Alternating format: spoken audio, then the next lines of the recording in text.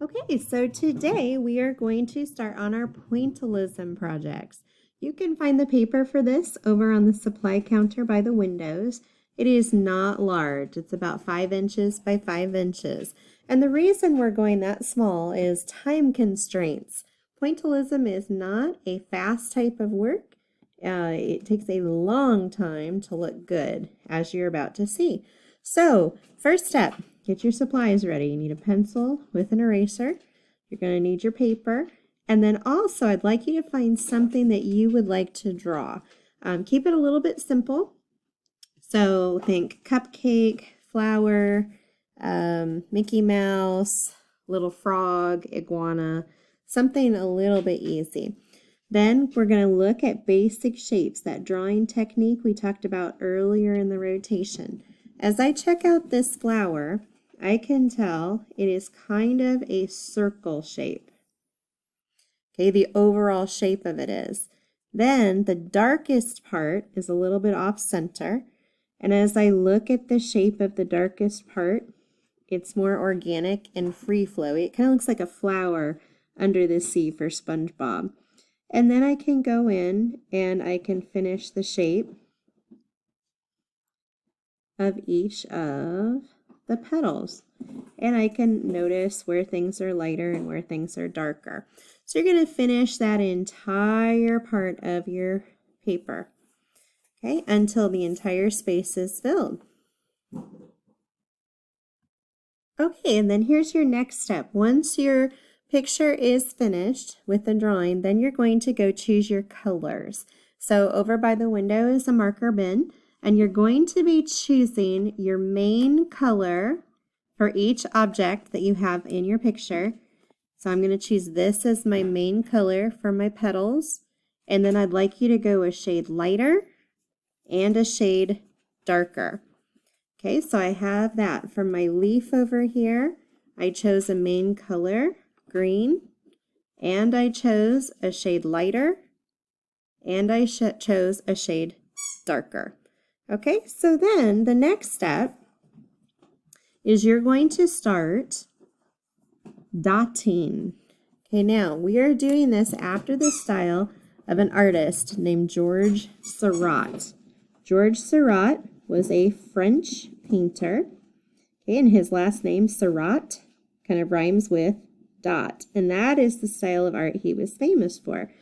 He did something kind of interesting. He did not use the bristle end of his paintbrush. Instead, he turned it over and used the wooden end of his paintbrush. And he would just dot on the colors. And he noticed some things. He said, first of all, I noticed that when I put my dots closer together, they appeared darker. Okay, but he also noticed that when I mix other dots of color together, I create new colors. And people at the time had never seen anything like that before. And they thought, oh my goodness, that's so amazing. And so he became well known, not rich, but well known for this type of art. So here's what you're going to do. You're going to start with an even amount of dots in a section. Do not try to tackle your entire painting or picture at one point. Just pick a petal of a flower, a leaf, a piece of icing on your cupcake. Okay, and just start with little tiny dots everywhere, evenly spaced. Okay, so I'm going to go back to this petal. Then as I want to get a darker value, like right in here, I would go in with that same color and put the dots closer together. Resist the urge to slam down your pen. All that's going to do is flatten out the tip of your marker and make it more likely that you will create terrible, ugly streaks. After a while, when you have your darker value, then you're going to start to space your dots further apart and further apart and further apart until they disappear into your lighter tone. You don't want to just end. You want to make them disappear gently and gradually out. So I'm going to do this on this flower, and I'm going to continue the story of George Seurat, the guy whose name rhymes with dot. So George Seurat was a pretty lucky guy, and I'll tell you why. He was born in France about 150 years ago, and in that system, in that time, there was a class system based on money.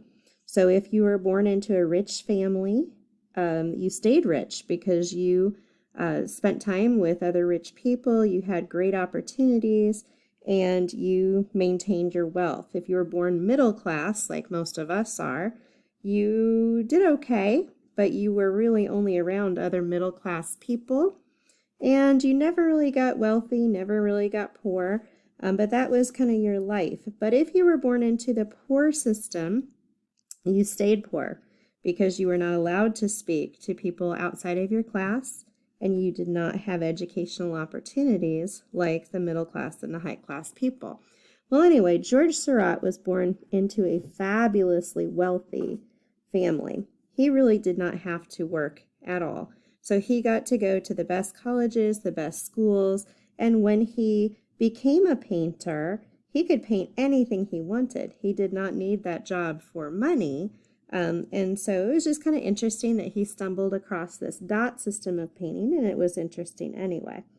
Okay, after you do that and you have your value change with your main color, then you're going to go to your lighter color and flush it out a little bit.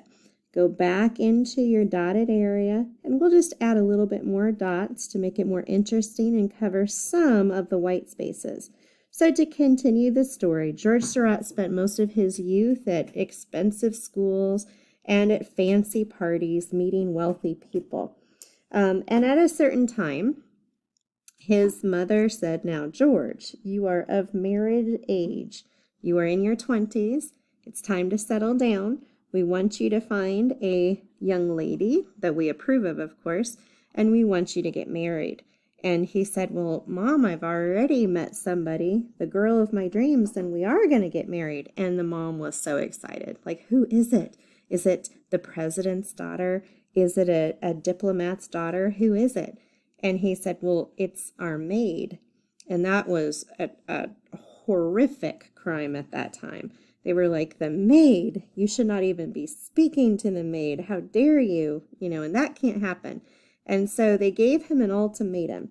They said, "If you ever want to be part of our family, if you ever want to have the money, if you ever want to come to our parties again, ever, you will marry someone we choose, not the maid. You will break that up right away."